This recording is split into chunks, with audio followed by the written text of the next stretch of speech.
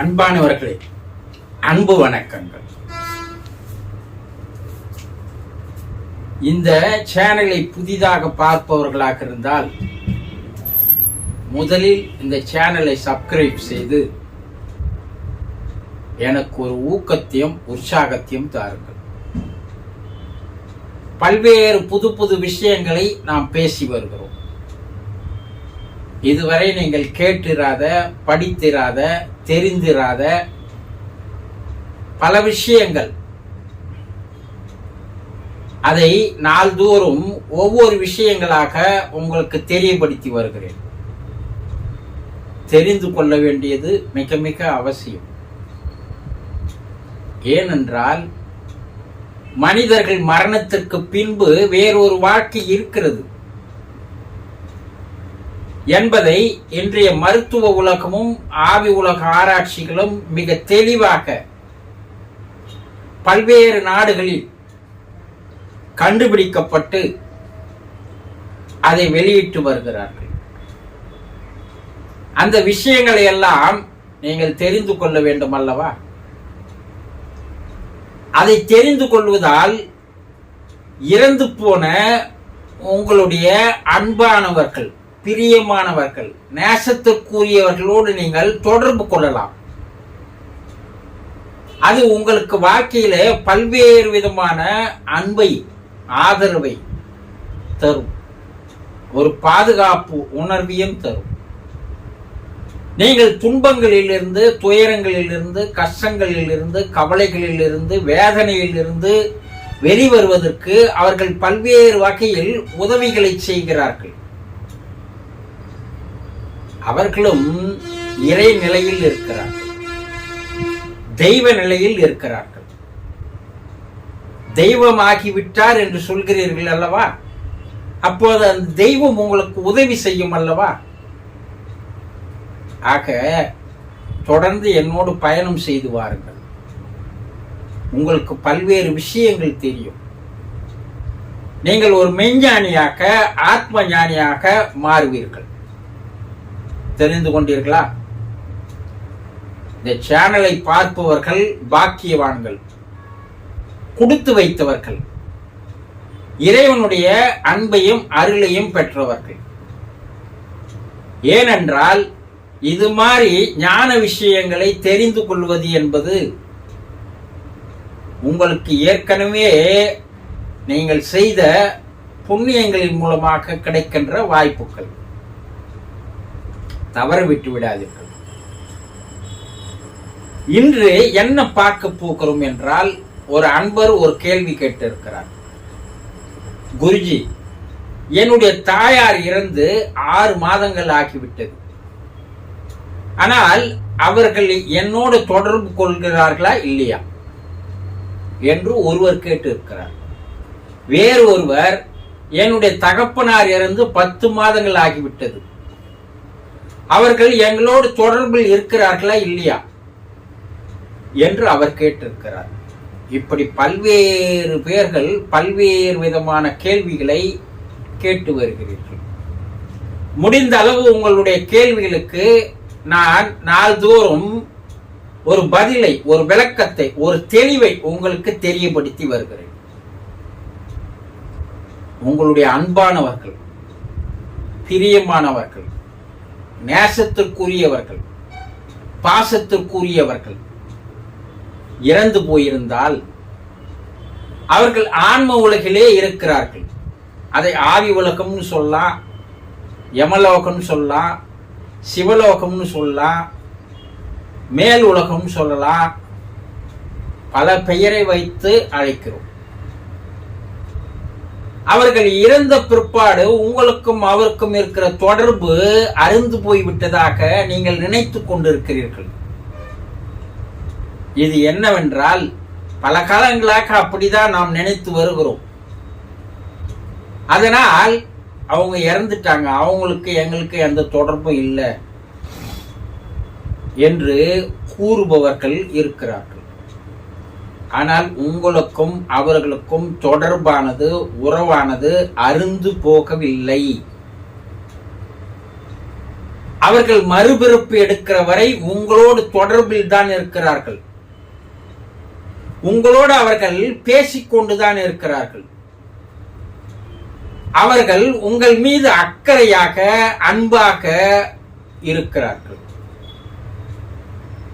ஆனால் நீங்கள் தான் அவரை மறந்து போயிருக்கிறீர்கள். நீங்கள் அவரை ஒரு பொருட்டாகவே, அந்த ஆன்மாவை ஒரு பொருட்டாக மதிப்பதில்லை. அவர் இறந்து 10 மாசம் ஆயிடுச்சுங்க, அவர் இறந்து 1 வருஷம் ஆயிடுச்சுங்க, இதுக்கு மேல என்ன நாங்க செய்ய வேண்டிய சடங்குகளை காரியங்களை எல்லாம் செய்து என்று நீங்கள் நினைத்தால், இந்த சடங்குகள் காரியங்கள் எல்லாம் அது நீங்கள் செய்வது உண்மையான ஆத்மார்த்தமான செய்கைகள் அல்ல. ஏதோ ஊராருக்காக உங்களுக்காக இது எல்லோரும் செய்துட்டு வர்றாங்க, அதனால நம்மளும் செய்யறோம் செய்யறீங்களே தவிர ஒரு உண்மையான ஈடுபாட்டோடு, ஒரு உண்மையான அன்போடு, அக்கறையோடு, ஆர்வத்தோடு செய்வது இல்லை. அதையெல்லாம் கிட்ட போய் பார்த்தோன்னா அது ஒரு வேடிக்கையாக இருக்கிறது. ஏதோ கடமைக்கு செய்துட்டோம், ரைட், முடிஞ்சு போச்சு, அடுத்த வேலையை பார்ப்போம் அப்படின்னு தான் போறீங்களே தவிர, அவர்கள் இன்னும் அதையெல்லாம் நீங்கள் செய்கின்ற செய்கைகளை, உங்களுடைய நடவடிக்கைகளை, உங்களுடைய செயல்களை, உங்களுடைய எண்ணங்களை, உங்களுடைய நினைப்புகளை எல்லாம் கவனித்தவாறு இருக்கிறார்கள் என்பது நீங்கள் தெரிந்து கொள்ள வேண்டிய ஒரு விஷயம். நீங்கள் இது ஒரு போலியாக செய்தீர்களேயானால் அவர்கள் அதனால் வேதனைப்படுகிறார்கள், கவலைப்படுகிறார்கள். அவர்களுடைய வேதனையும் கவலையும் உங்களுக்கு பல்வேறு துன்பங்களை எடுத்து வந்து தருகிறது. அதனுடைய எண்ண அலைகள் உங்களுக்கு உடல் நோய் வருவது, உங்களுக்கு வர வேண்டிய நல்ல காரியங்கள் வராமல் போவது, நீங்கள் செய்கின்ற செயல்களில் தடங்கல்கள் ஏற்படுவது, உங்களுக்கு எதிரிகள் உருவாவது, இது எல்லாம் அவர்களுடைய வேதனையால் வருகின்ற விளைவுகள் தான். இதை முதலில் நீங்க தெரிஞ்சுக்குங்க. இரண்டாவது, அவர்களுடைய தொடர்பை உங்களால் ஏன் புரிந்து கொள்ள முடியவில்லை, உணர முடியவில்லை என்றால், நீங்க ஒரு செல்போன் வச்சிருக்கிறீங்க, ஒரு நம்பர் சரியா போட்டு அதோட அந்த நம்பரோடு நீங்க பேசுறீங்க. உங்களுடைய குரல் உங்களுடைய செல்போனில் இருந்து வெளியே வந்து அதிர்வு அலைகளாக காற்றிலே பறந்து சென்று உலகத்தின் எந்த மூலையில் இருந்தாலும் அடுத்த வினாடி அவர்களுடைய செல்போனானது ஓசையை எழுப்பி அவர்கள் பேசுகின்ற ஓசையை நீங்களும் கேட்கிறீர்கள் அல்லவா? அப்போ உங்க செல்போன்ல உங்களுடைய குரலை வெளியே அனுப்புகின்ற அந்த கருவி இருக்கிறது இல்லையா? அவர்களுடைய செல்போன்ல உங்களுடைய குரலை ஈர்த்து கொள்ளுகின்ற ஒரு சிஸ்டம், ஒரு கருவி இருக்கிறது இல்லையா? அப்போ இப்போ ரேடியோ ஸ்டேஷன்ல, தொலைக்காட்சி நிலையத்துல, ரேடியோ ஸ்டேஷன்ல, வானொலி நிலையத்திலிருந்து அனுப்புகின்ற அந்த பாடலானது அங்க அவங்க என்ன பண்றாங்க, டெலிகாஸ்ட் பண்றாங்க இல்லையா? அது காற்றிலே பறந்து வருகிறது. பிரபஞ்ச காற்றோட காற்றாக அது கலந்து விடுகிறது. அந்த பிரபஞ்சத்திலே அந்த பாடலானது இருந்து கொண்டிருக்கிறது. யார் யார் அந்த வானொலியை வைத்திருக்கிறார்களோ அதனுடைய சரியான எண்ணை அந்த வானொலி நிலையத்திற்கு என்று ஒரு அலைவரிசை எண் தந்திருப்பார்கள். அந்த அலைவரிசை எண்ணை நீங்கள் சரியாக வைத்தீர்களானால் பிரபஞ்சத்துல காற்றில் இருக்கிற அந்த ஒலி சத்தத்தினுடைய அதிர்வு அலைகள் வானொலி தனக்குள் ரிசீவ் செய்து ஸ்பீக்கர் மூலமா உங்களுக்கு என்ன பண்ணுகிறது, ஒலிபெருக்கி மூலமா அதை பாட வைக்கிறது. நீங்க கேட்கிறீங்க இல்லையா? இப்ப இந்த பாடல் எதில் இருந்தது? பிரபஞ்ச காற்றில் இருக்கிறது. தொலைக்காட்சி நிலையத்துல அவர்கள் அந்த காட்சிகளை அவர்கள் வெளியே டெலிகாஸ்ட் பண்ணுகிறார்கள். அது பிரபஞ்சத்தில் இருக்கிற காற்றிலே அந்த தொலைக்காட்சி அலையினுடைய அதிர்வு அலைகள் பிரபஞ்சம் பூரா பரவி இருக்கிறது, போய் பறந்து விடுகிறது, வியாபித்து விடுகிறது. இப்ப நீங்க தொலைக்காட்சியை அந்த சேனலுக்கு உண்டான அந்த சரியான எண்ணெய் வைக்கும் போது அது என்ன ஆகுது, சத்தமாக உருவங்களோடு வெளியே வருகிறது. அதை பாக்குறீங்களா? அப்போ அதே போல அவர்கள் மேல் உலகத்திலிருந்து அனுப்புகின்ற அந்த எண்ண அலைகள், உங்களோடு பேசுகின்ற அந்த குரல், அந்த ஓசை பிரபஞ்சம் முழுவதும் பரவி விடுகிறது. இப்போ அவங்க அனுப்பிட்டாங்க, அவங்க டெலிகாஸ்ட் பண்ணிட்டாங்க. இப்ப ரிசீவ் பண்ண வேண்டியது யாரு? அவர்களுடைய குரலை, அவர்களுடைய தொடர்பை, உறவை கிரகித்துக் கொள்ளக்கூடிய, ஈர்த்து கொள்ளக்கூடிய தன்மை உங்களிடம் இல்லை. அதனால் அவர்களுடைய உறவை, அவர்களுடைய குரலை உங்களால் கேட்க முடியவில்லை. இதுதான் நடக்கக்கூடிய உண்மைகள். ஆனா எல்லோரும் அவங்க பேசுவது கேட்கலையே, அவங்க தொடர்பை எங்களால் உணர முடியவில்லையே, அவங்களுடைய உறவை எங்களால் தெரிந்து கொள்ள முடியவில்லையே என்று எல்லாம் கேள்விகளாக அனுப்புகிறீர்களே தவிர, எங்கே இந்த தவறு நடக்கிறது என்பதை சிறிது சிந்தித்து பாருங்கள். அவர்கள் மறுபிறப்பு எடுக்கின்ற வரை அவர்களுடைய குரல், அவர்களுடைய எண்ணங்கள், அவர்களுடைய நினைவுகள், அவர்களுடைய எதிர்பார்ப்புகள் எல்லாம் பிரபஞ்சத்தில் வந்து பரவுகிறது. அதை ஈர்த்து கொள்ளக்கூடிய வேண்டிய வேலை யார்கிட்ட இருக்குது? உங்ககிட்ட தான் இருக்குது.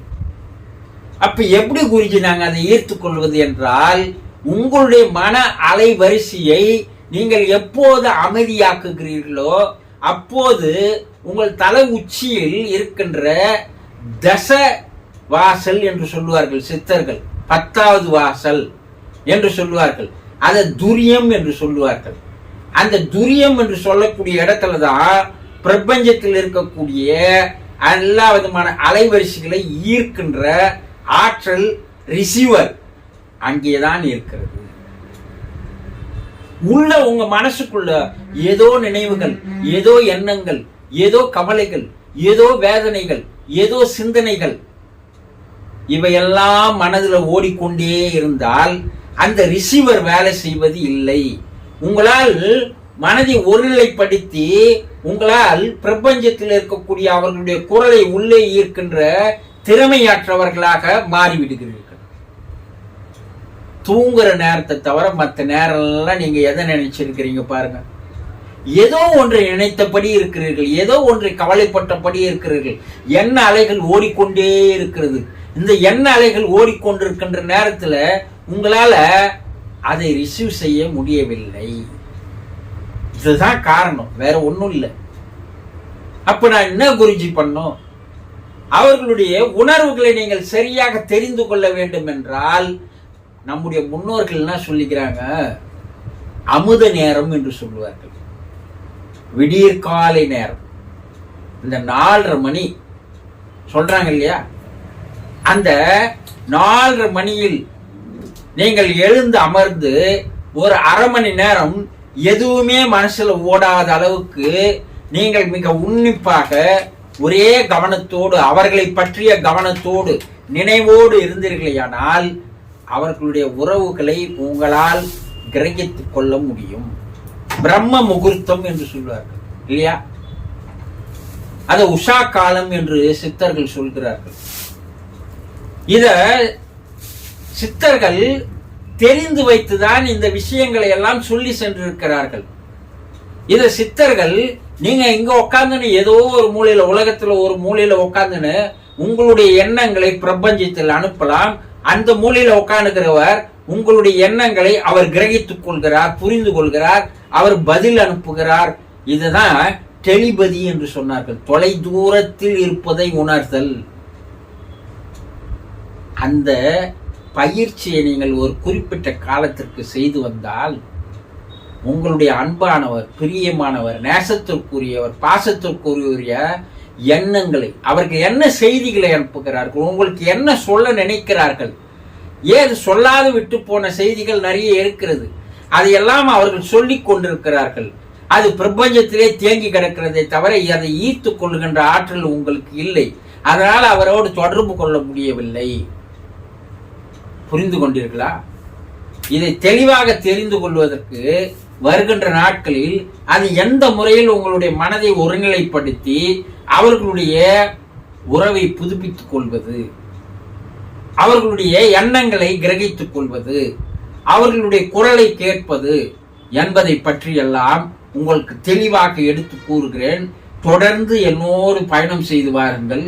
அற்புதமான சில பயிற்சிகள் எல்லாம் உங்களுக்கு கற்றுத்தருகிறேன். அதன் மூலமாக உங்களுடைய அன்பானவர்கள், பிரியமானவர்கள், நேசத்திற்குரிய மறுபிறப்பு எடுக்கிற வரை அவர்களோடு நீங்கள் உறவில் இருக்கலாம், தொடர்பில் இருக்கலாம்.